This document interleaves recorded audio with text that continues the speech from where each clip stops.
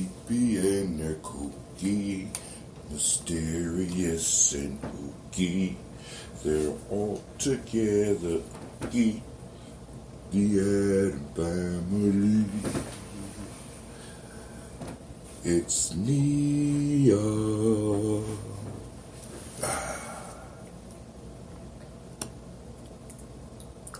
It's Nia. What's up, y'all? This brother out here coming at y'all. Change the camera angle on you. There you go. All right. It's great to see y'all today. It's a beautiful, beautiful, beautiful Nia. Kind of cold and rainy, and I know you're like, what's wonderful about that? Well, the cold wakes you up. Now, for those that don't know, today we are gathered for our toast, and every day we toast our Creator, our ancestors, our children, and of course, the principal of the day. Why do we do this? We do this because this helps us remember our why. Why are we waking up every day? A lot of us just wake up because we have to. I am challenging you to take the toast with me so that you can remember your why. And that's so appropriate since today is Nia. And purpose is about finding your why. Why you do something. Man, Nia. That marvelous principle, that marvelous point in the week when we remind ourselves of why. We drink water. Why? We start off with water. Why? Water helps your system wake up.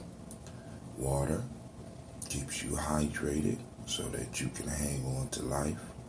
Water is a major carrier of the life force that our ancestors, and at least in some traditions, called Ashe.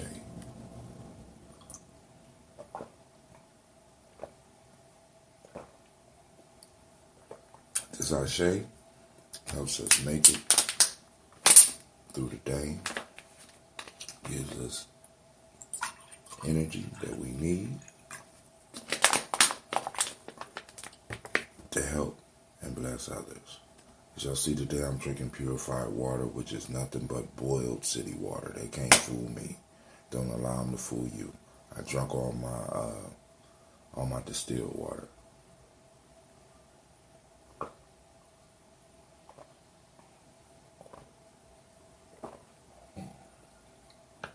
Come on, drink your water with me. Come on.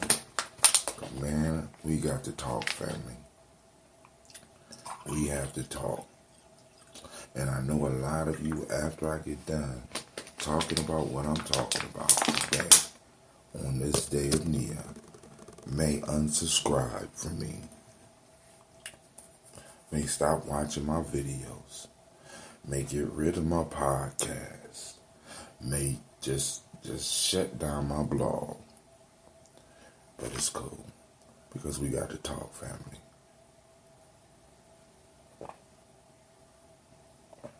And today, the talk is going to be titled,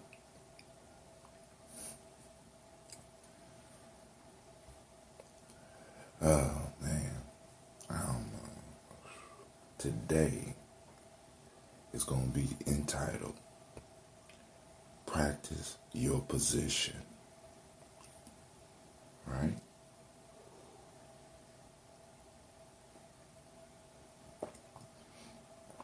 So we did 16 ounces of water. And I found the oldest ambrosia that I have at this point in time. This just came out. Let's see if it's alive. And you got a little bit. Hold on. Let's get it. Let's wake it up. Scobies and everything is asleep. Now I don't know what's going to happen. Let's see.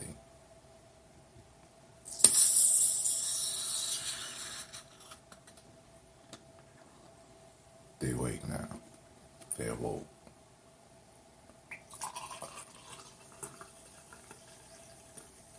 For those that don't know, this is that ambrosia,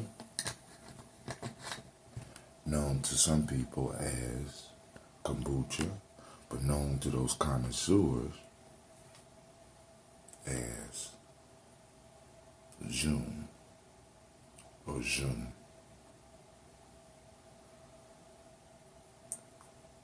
This is the most mature one out of my batch right now. I like drinking the mature ones because they got all the probiotics that you need. So we're going to toast our ancestors. And our creator first, toasting that ancestor. That creator, that grand ancestor. The source of all sources. The creator of all things. We call on that energy to bless and guide us throughout this day. To give us strength and to help us remember that when we look into the face of our children, we're looking into the divine. When we look into the face of our co-workers, as hard as it is for some of us to see, we're looking into the face of the divine. When we look at our leaders, we're looking into the face of the divine. And when we look in the mirror, we're looking into the face of the divine. Or at least an aspect. And I think that's going to, you know what I'm saying? Because after this talk, a lot of y'all are going to be uncomfortable. So we toast that creator. Next, we toast our personal ancestors. We remember those individuals that made it possible for us to be who we are. Today, I guess this week I've been really vibing on my grandfather because one of the things that my grandfather left that I am able to use, besides some of his words, are his ties and a few suits. And just the other day I was wearing a pair of his pants. I was proudly wearing a pair of his pants. So I toast. And today my focus is going to be on my grandparents. When I speak of my grandfather, Cleveland Brown, toast you. Geneva Brown, I toast you. And Margaret Ellis, I toast you. All of these individuals made it possible for me not only to exist, because all of them in their own special way gave me gifts. And I'm not talking about Christmas gifts and birthday gifts. They gave me time. They gave me, which is very important. They allowed me to ask them questions. They allowed me to really sit down and talk with them. And for years, long before cell phones came out, I used to carry around a little black book. And it wasn't the black book that my friends were striving for. In my black book, I was marking down the names of my ancestors because I wanted to know a little bit more about my family. So I was able to sit down and talk with them and write down the names. So when you hear me quote names, I got those names directly from the oldest people in my family at that time. So I salute my grandparents today, but we salute all of our grandparents, our parents, our uncles, our aunts, our cousins, our friends that have passed on, and we toast them, and we take this moment to reflect on them and the gifts that they gave us and the time that they gave us and the resources that they gave us access to. And we toast them and we say, Ashe. From there, we move on to the present moment, right now. I need everybody present with me that's doing these toasts with me. In your toast, always toast the moment. Always remember the moment. Because everything that we're talking about from the past, right? Our ancestors, our creator, all of everything that they are and everything that they do empowers this moment. It was their sacrifice that made this moment for us to be here together. Me to talk to you on a little device sitting in front of me, right? It was their work that made this moment possible. So we reflect on this moment and we will live fully in this moment. And we say Ashe. Because when we live in this moment, it allows us to move to the next part of the libations.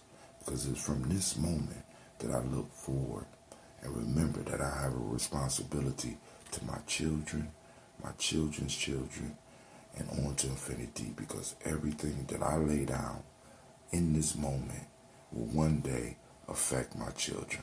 And I think if more of us thought like that, we will honestly look at this moment and make change. So we toast our children. Well, no, we toast this moment. And then we also toast our children, our children's children, and we say, Ashe. I forgot to call our ancestors, but I'm going to call them now. We toast and we say, get them out, get them out.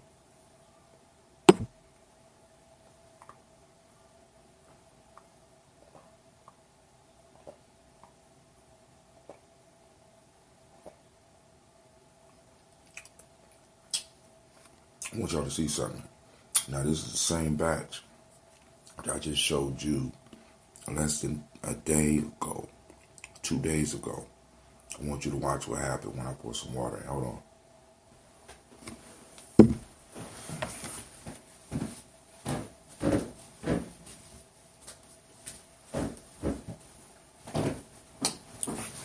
I want y'all to remember that it hasn't been over 3 days.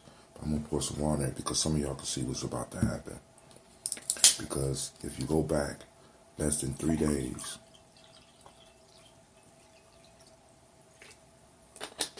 the water will be all the way clear because there wasn't any sediment. But because this is a living thing and it's still creating, it's still fighting for life, it's still trying to grow, it's still existing in the moment, the water is becoming a little bit more cloudy after I go through because there's more residue. What's the residue, Brother Hotel? The residue is those probiotics, those living organisms that are recreating themselves in the bottle right now as we speak, creating the carbon that allows it to make that sound when you open it.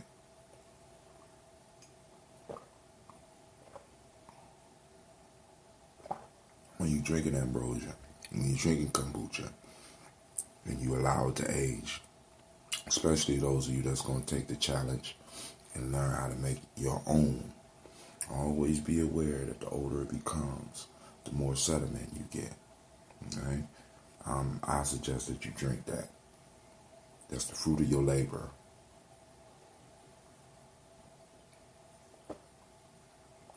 So we're going to go through our regular ritual, our cleaning, our meditation, and then we're going to get to our talk. Actually, we're going to mix those up a little bit, but be sure to stick around. Listen to some of the artists. If you like the music, let me know.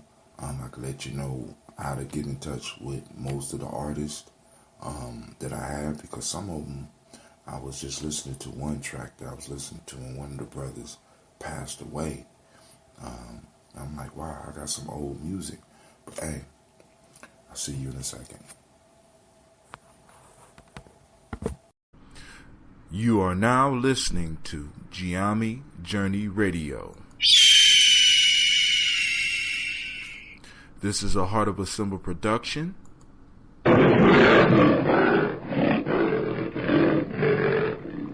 Where we strive to blow up your old paradigms.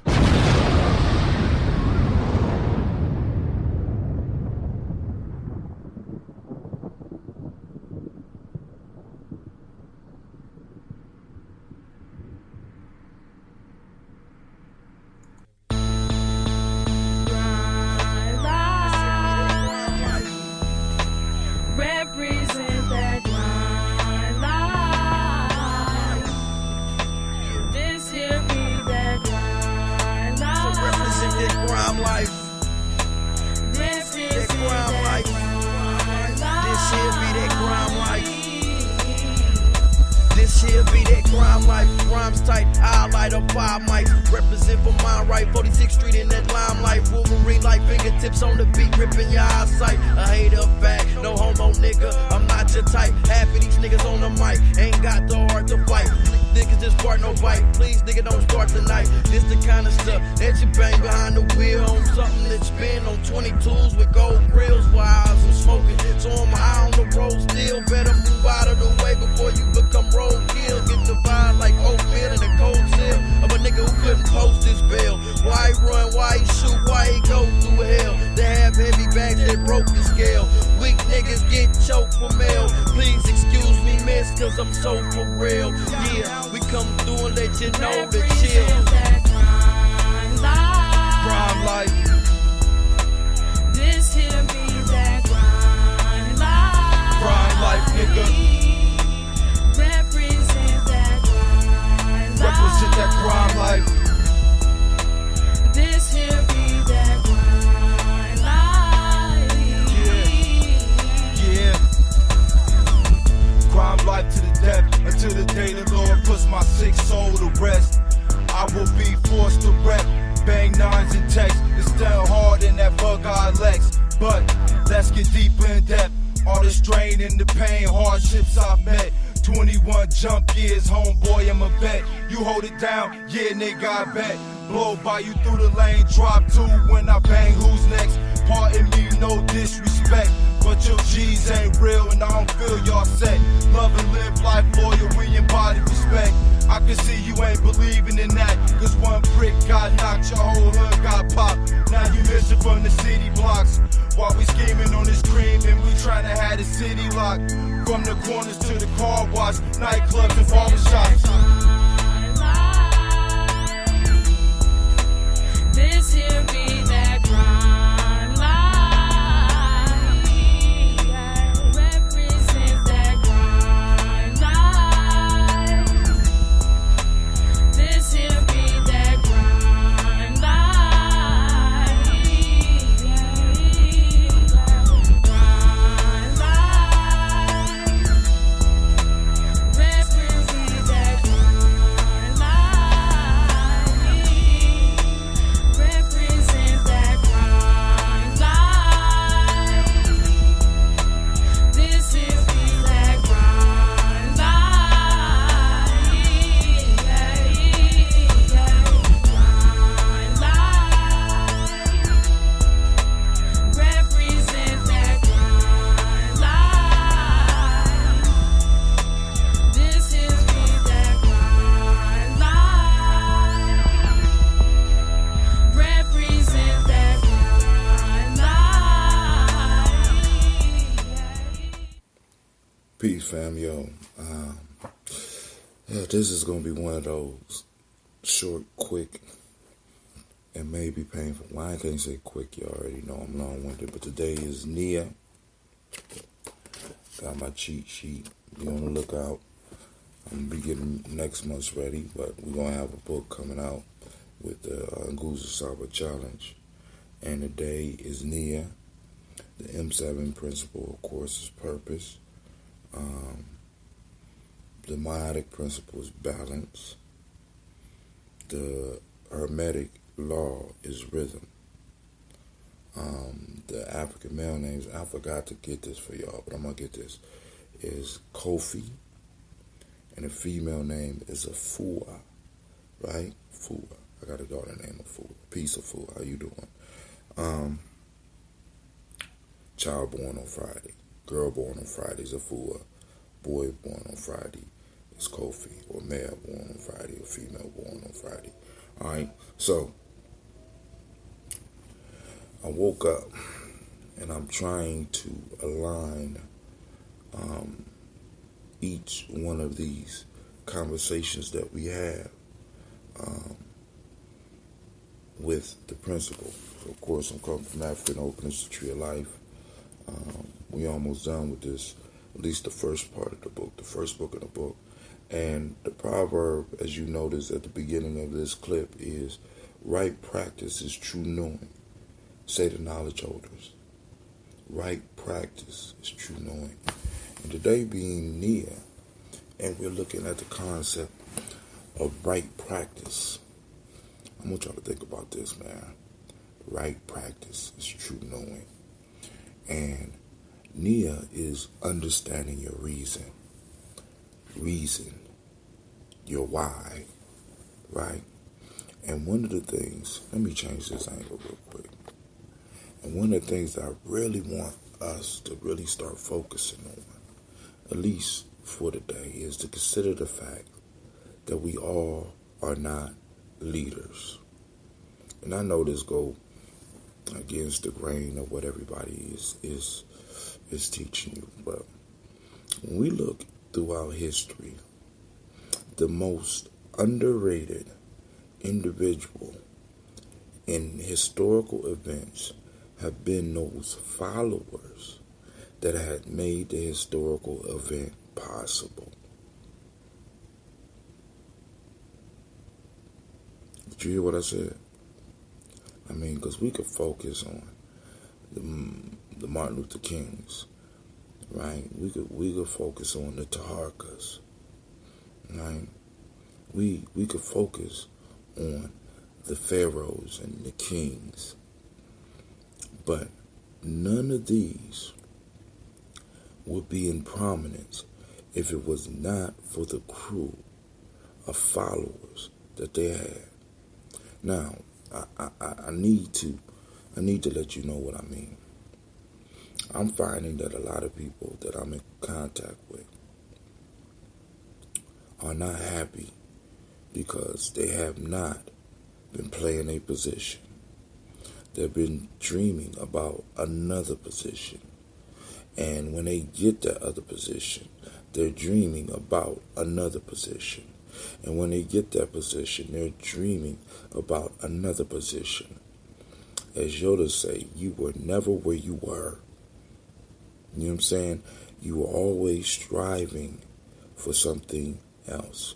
And I'm not saying that you shouldn't improve yourself. But what I'm saying is we should learn how to play and practice our positions. Right?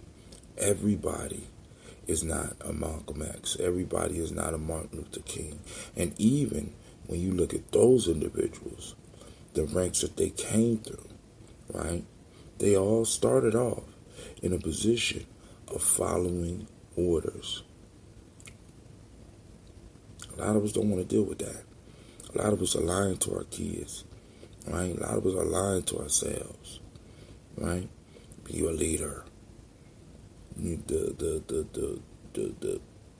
The key fallacy in that analogy is that if everybody was leaders, the human race would have never survived. You have those individuals, yes, that rise to prominence, yes. And in rising to prominence, they are able to move people to another level, yes. But those individuals, right? Those individuals started off as the most important part of the organization. Followers. People who were living and doing their purpose in the position they were doing, and they was able to rise to prominence when an opportunity presented itself. One of my favorite shows when I was younger was Star Trek. And the star of Star Trek at that time was William Shatner. And William Shatner played Captain Kirk. And Captain Kirk was the captain of the ship. But the bottom line was that Captain Kirk was a whore. I'm just saying. Captain Kirk was trying to fuck women from one end of this galaxy to the other end of this galaxy. Captain Kirk, right, was smart, but he wasn't as smart as Dr. Spock. Captain Kirk could help treat an injury, but he couldn't treat an injury like Bones. Captain Kirk was an alright navigator, but he wasn't as good as Sulu sitting up at the front. Right? Captain Kirk could fight, but he wasn't as good as his first officer. Right? Star Trek, for me, was less about Captain Kirk and more about his team that was able to fulfill the goals that he set. Captain Kirk without Scotty is a dead ship in space. Captain Kirk without Spock, right, is a sporadic, emotional fool that would have got everybody killed. You know what I'm saying? Captain Kirk without Bones or Dr. McCoy was just a unemotional, uncompassionate, ego-driven individual. It was the team that made Captain Kirk able to rise to prominence. And it's the same thing around us, right? What position are you in? A lot of times you find that a lot of people aren't happy because they're not where they want to be. They're not happy because they are not, or they have not identified their purpose and have not started working towards it. A lot of us are blessed with positions, and rather than focusing on becoming the best in that position, we start dreaming and fantasizing about other positions. So the thing that I'm stressing today is right practice. Right practice where you are. It's true knowing. Right practice will put you in a position that if you want to move to leadership, you are able to move to leadership by you practicing the position you are in now. Many of us want to advance in organizations, but we don't want to mop the floors, and we don't want to sweep the steps. We don't want to chop the wood, and we don't want to carry the water. But all great leaders start off chopping wood, carrying water, serving. You know, for some reason, a lot of us run away from this whole concept of serving. We want to be served. But ultimately, the best leaders are individuals who have served. And in serving, they are able to have compassion for those people that they lead. And then able to have compassion. And that ability to have compassion allows them to develop the relationship with those individuals that they lead, which inspires those individuals that they lead to do their best in their positions. And by those people doing their best in those positions, help that leader move to a position of prominence and helps that organization grow and become powerful. This is Brother Hatim. I want to thank you for tuning in. Make sure you like, subscribe, and most importantly, share. All right? So we're going to move to our workout.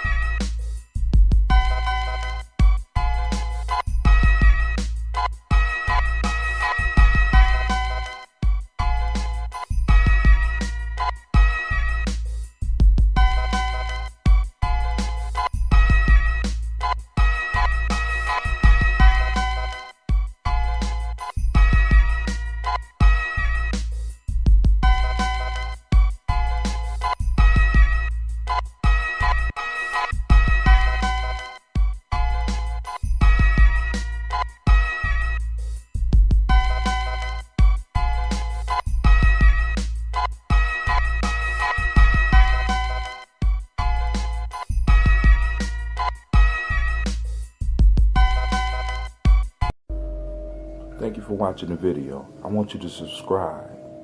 Click the bird right there, the fiery bird. And I also have a special video just for you, right there. And for those that want more information about Gye-Nyame Journey, go to our site. It should be right about there.